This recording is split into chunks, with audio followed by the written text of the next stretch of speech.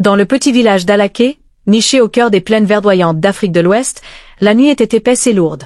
Une brise chaude soufflait à travers les champs de mil et de maïs, portant avec elle le murmure lointain des tambours du village.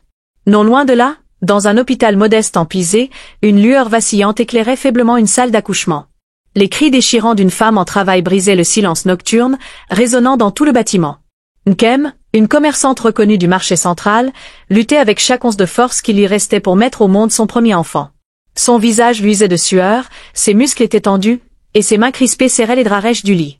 Son mari, Chidi, un homme robuste au regard perçant, était assis sur un banc de fortune devant la salle, le cœur battant la chamade. Ses jambes tremblaient légèrement, inconsciemment, il tapait frénétiquement du pied contre le sol en terre battue. Il n'avait jamais ressenti une telle tension de toute sa vie. Son père lui avait toujours dit que devenir père était le plus grand honneur pour un homme, mais aussi la plus grande responsabilité. Il était fier, excité, mais aussi rongé par l'angoisse. « Mon Dieu, que tout se passe bien !» murmura-t-il en serrant son collier en perles d'onyx, une relique transmise de père en fils. Puis, soudainement, un cri perça l'air, plus aigu, plus puissant que les précédents. Chidi sursauta.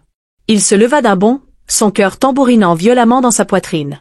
Il tourna la tête vers une infirmière en tunique bleue qui sortait précipitamment de la salle. Il se précipita vers elle. « Madame, comment va ma femme? Comment va mon bébé ?» demanda-t-il d'une voix tremblante. L'infirmière hésita un instant, avant de le regarder brièvement dans les yeux. « Attendez ici. » Et elle disparut derrière la porte. Chidi sentit son estomac se nouer. Quelque chose n'allait pas. À l'intérieur de la salle d'accouchement, Nkem était épuisée mais souriante. Elle venait de donner naissance à une petite fille. Son souffle était court, son corps tremblant sous l'effet de la fatigue, mais son cœur débordait d'amour. La sage-femme, une femme d'âge mûr au visage marqué par des années de travail, prit délicatement le bébé dans ses bras. Elle l'essuya avec précaution, mais soudain, elle s'arrêta net. Son regard s'abaissa lentement sur le nourrisson qu'elle tenait contre elle. Son expression changea immédiatement. Un silence pesant tomba sur la pièce. Les autres infirmières, qui discutaient et s'affairaient quelques secondes auparavant, se figèrent elles aussi. L'une d'elles porta la main à sa bouche, l'air horrifié. La sage-femme, d'une voix hésitante, prononça finalement quelques mots. Elle est née, différente. Lentement, elle déroula complètement le tissu blanc qui enveloppait le bébé. Et là, le choc fut total. L'enfant n'avait qu'un seul bras. « Laissez-moi voir mon bébé. » Nkem tendit les bras tremblants, impatiente d'embrasser son enfant. Mais la sage-femme hésita. Finalement, elle déposa doucement le bébé dans les bras de sa mère. Le sourire de Nkem disparut immédiatement. Son regard balaya rapidement le visage angélique de son enfant, puis descendit lentement vers son petit corps emmailloté. Elle toucha avec tendresse sa petite main potelée, puis instinctivement, elle chercha l'autre bras. Mais, il n'était pas là. Le monde sembla s'effondrer autour d'elle. Son souffle devint court. « Jésus-Christ » murmura-t-elle, sa voix tremblante. Elle releva des yeux remplis de larmes vers la sage-femme. « Où est l'autre bras de ma fille ?» La sage-femme déglutit difficilement. « Madame, elle est née ainsi. » Nkem refusait d'y croire. « Non. Vérifiez encore. Peut-être qu'il est tombé pendant l'accouchement. » Une infirmière posa une main sur son épaule. « Ce n'est pas possible. Elle est venue au monde ainsi, madame. » Le cœur de Nkem se serra d'une douleur indescriptible. Pourquoi? Pourquoi son bébé? Pourquoi elle? Pendant ce temps, Chidi était assis dans le bureau du médecin, impatient d'avoir des nouvelles. Le médecin, un homme au regard grave, prit une grande inspiration avant de parler. « Chidi, votre fille est en bonne santé. » Mais, il marqua une pause. Elle est née avec un seul bras. Un silence glacial s'installa. Chidi cligna des yeux. « Que dites-vous là ?» Le médecin secoua la tête. « C'est une malformation congénitale. Cela arrive parfois. Ce n'est la faute de personne. » Mais Chidi ne voulait pas entendre ça. « Vous voulez dire que son bras est tombé pendant l'accouchement? On peut le recoudre, non ?» Le médecin soupira profondément. « Non, Chidi. Elle est née ainsi ?» La pièce sembla rétrécir autour de lui. Sa gorge s'assécha. Son cœur tambourina violemment dans sa poitrine.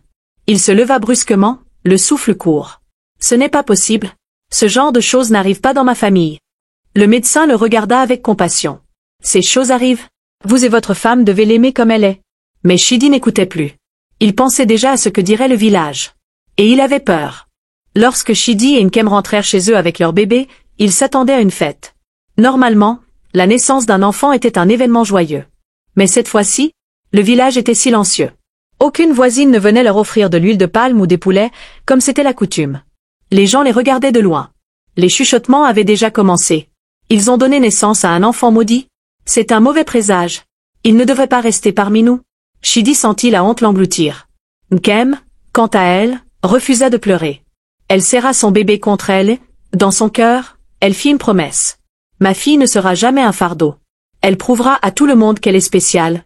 Mais ce qu'elle ne savait pas encore, c'est que ce combat ne faisait que commencer.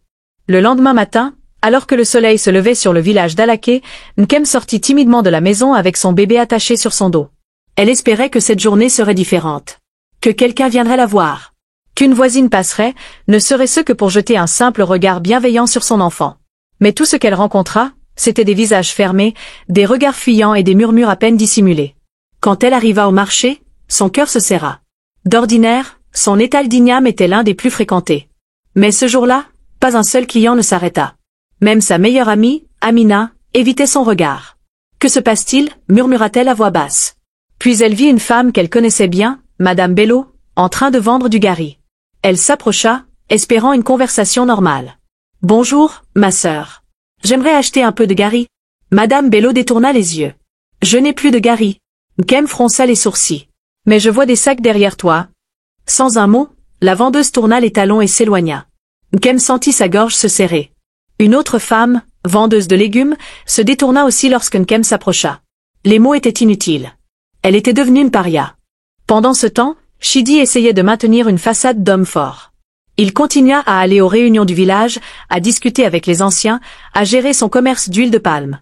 Mais quelque chose avait changé. Lorsqu'il s'avança pour parler sous le grand arbre du Dara, où se tenaient les assemblées, il sentit immédiatement les regards méprisants sur lui. « Assieds-toi, Chidi. » La voix venait de l'un des anciens les plus respectés du village. Chidi se figea. Un vrai homme ne donne pas naissance à une fille avec un seul bras. Un ricanement général s'éleva. Son visage brûla de honte. Il chercha du regard un soutien, mais personne ne parla en sa faveur. Il comprit alors que plus rien ne serait comme avant. Cette nuit-là, il rentra tard. Il évita de regarder Nkem et le bébé. Puis, sans prévenir, il disparut. Au matin, Nkem trouva une lettre sur la table. « Nkem, je ne peux plus. La honte est trop grande. Les murmures, les regards, je ne peux plus supporter tout ça. Prends soin de notre fille. J'espère qu'un jour tu me pardonneras. » Le papier tremblait entre ses doigts. Chidi était parti. Les jours suivants, Nkem erra comme un fantôme. Elle ne parlait plus. Elle s'occupait de son bébé en silence. Le marché était devenu un lieu hostile. Personne ne lui achetait plus rien. Les autres femmes s'éloignaient lorsqu'elle passait. Elle chuchotait dans son dos. Sa fille est une malédiction. Son mari l'a abandonnée. Qui voudra encore d'elle? Mais Nkem refusait de se briser. Elle décida de se battre. Un jour, alors qu'elle marchait sur la place du marché, une vieille amie d'enfance, Lisa, l'arrêta. « Nkem, écoute-moi. Tu ne peux pas laisser ta fille grandir comme ça. Je fais de mon mieux, Lisa. Non, tu la surprotèges. Elle doit apprendre à se battre. Tu crois l'aimer en la couvant, mais tu l'enfermes. » Ces mots résonnèrent dans l'esprit de Nkem toute la nuit.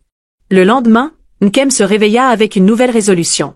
Elle marcha jusqu'à la cuisine et versa un bol d'eau glacée sur sa fille, qui dormait encore. « Maman, pourquoi tu fais ça ?» cria Ada, maintenant âgée de 15 ans. « Parce que c'est fini. Plus de paresse. Plus d'excuses. Tu es capable de plus que tu ne le crois. » Ada la regarda, les yeux écarquillés. Ce jour-là, Nkem lui donna un sac de haricots à trier. « Si tu laisses des cailloux dedans, nous les mangerons ensemble. » Ada, bouleversée, pleura, se plaignit, mais elle le fit. Les jours suivants, Nkem la poussa plus loin.